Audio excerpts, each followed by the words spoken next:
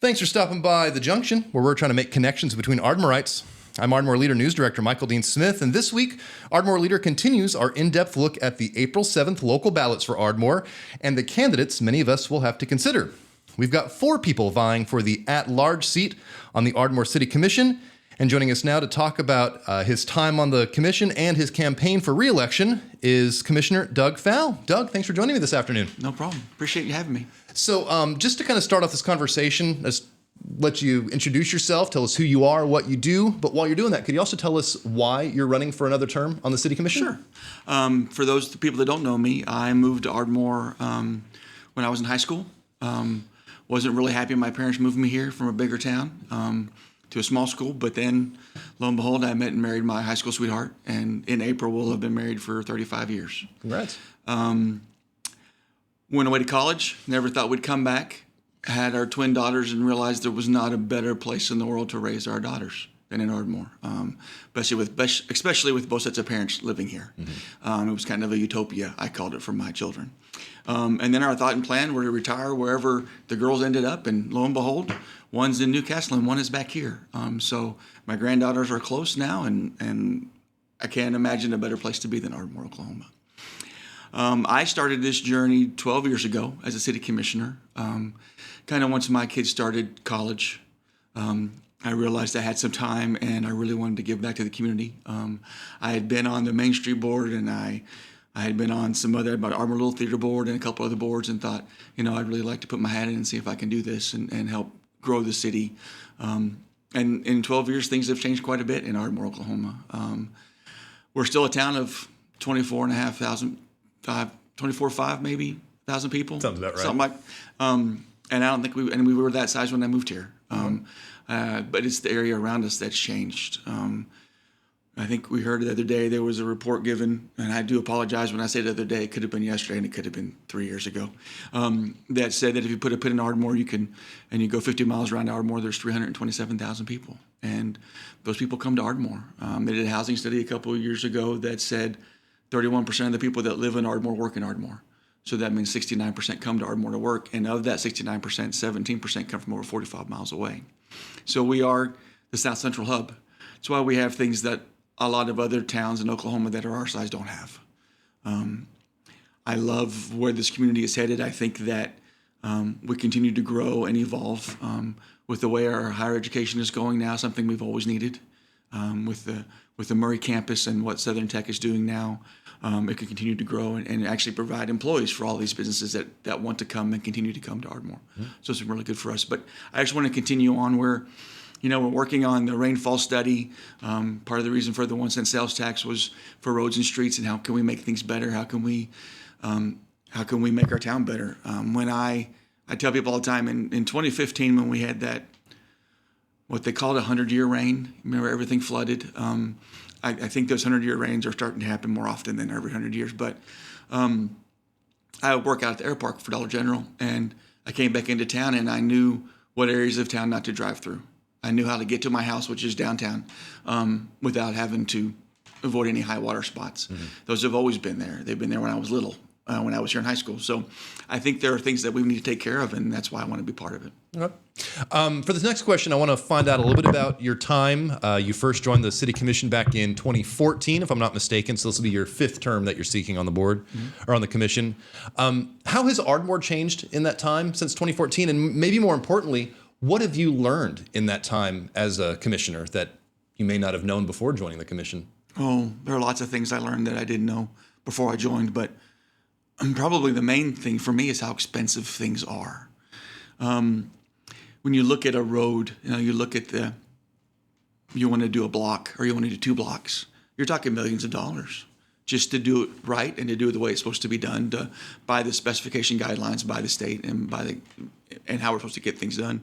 I don't think I realized that. I also thought, when we have a contentious, say, zoning issue where there are people for and people against, and we make a decision, I expected things to happen the next day, but they don't. Usually that is just the first process in a long process of people then acquiring property and doing those kind of things once they get the zoning correct. And so I think that those things were new for me, and I learned a lot about that. But Ardmore in the last 14 years has changed a lot. If you think about Rockford Road has only been there for about 18 years. Lowe's is about, I don't know that they've celebrated 20 years yet. So all of 12th is pretty much different than it used to be, and continuing to change and continuing to grow. I think that you look at what's happened downtown with what we've been able to do with the park and with the restoration down here and what we're continuing to do. It's amazing how this is a place people want to be and people want to come to. And that's exciting for me. For this next question, I want to learn a little bit about your time as a city commissioner and how you represent constituents here in Ardmore. How do you stay engaged with residents, whether it is through a controversy or a crisis or just kind of fair weather? How are you staying in touch with people here in Ardmore? Because it's Ardmore and we're readily available. I always make the joke that there are 6 degrees of separation in the world. There's only a half a degree in Ardmore. You don't know them, but you might know their friend, or you've seen them, but you don't know their name. Mm-hmm. And having lived here for over 40 years of my life, I can tell you that people get a hold of you however they can. I guess the one controversy I can really think of is when we issued a mask mandate during COVID. Mm-hmm. We issued the Open Meetings Act on a Tuesday that we were at noon because we were doing it on noon on Thursday, so 48 hours, mm-hmm. Which is a federal guideline. And within that 48 hours, I think I heard from about 600 people through emails, telephone calls, text messages, Facebook. People reached out, lots of calls, and so for me, in making the decisions that we made, I just did tick marks on who was for and who was against. And that's kind of how you do those decisions. You listen to what the people have to say and what they need and what they want, and make your decisions based on those.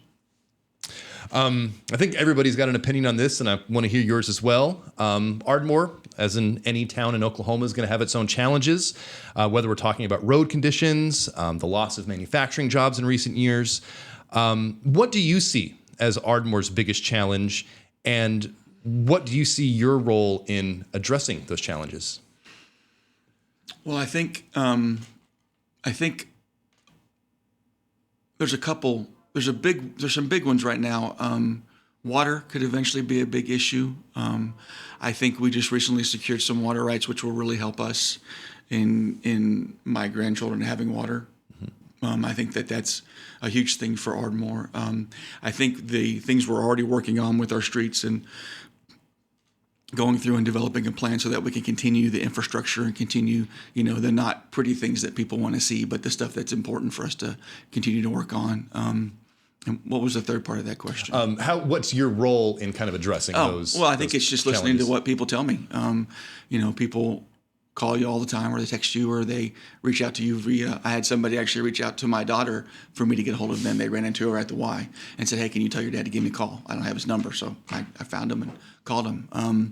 I think that's because we're in Ardmore. You listen to the things that people have that they're frustrated with, and hear what they have to say and see what you can do to fix it. You're running for a 5th term on the Ardmore City Commission, a 3-year term.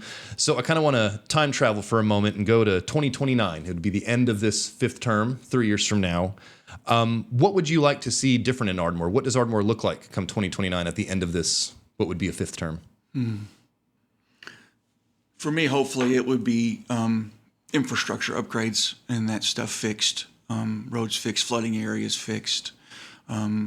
We worked with ODOT to move the Highway 199 off of Main Street, because it used to come down Main Street and then turn down Washington, mm-hmm. and then go back out towards Sam Noble.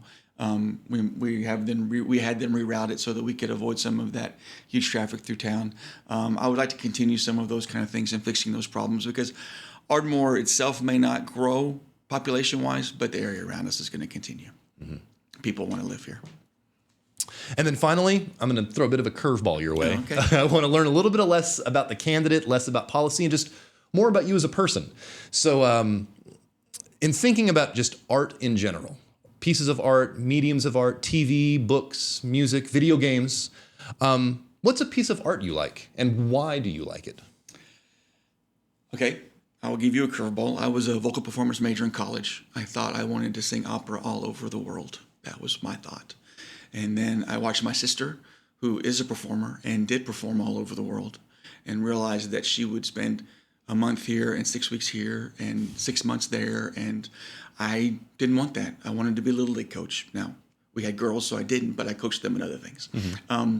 But I think that for me, I love opera. I love what it has to say, and I also know that I'm not smart enough to be an opera singer too. Musicians are incredibly smart people, and I don't think anybody understands that. But I was actually just listening to some on the way in, just to kind of calm me down and relax me for just my day. So yeah, art for me is really music. I love the art we have in town. I love all the visual art. I think we have a beautiful art garden, and we have art all over the city, and we've done a really beautiful job. I know that not everybody likes it, but it's okay. It's part of our life, and it's an important part of our life. They talk a lot in education, and I know this isn't about education, about the STEM program, and I really wish they would take it back to STEAM, which included the arts, because I think that really makes your brain work. All right. Well, Doug Pfau, he is the Ardmore City Commissioner, the at-large commissioner. He's running for re-election. Voters need to be registered with the Carter County Election Board by today, March 13th, if you want to vote in this upcoming Ardmore City Commission election. Doug Pfau, thank you again for joining me this afternoon. Appreciate your time. Not a problem. Thank you.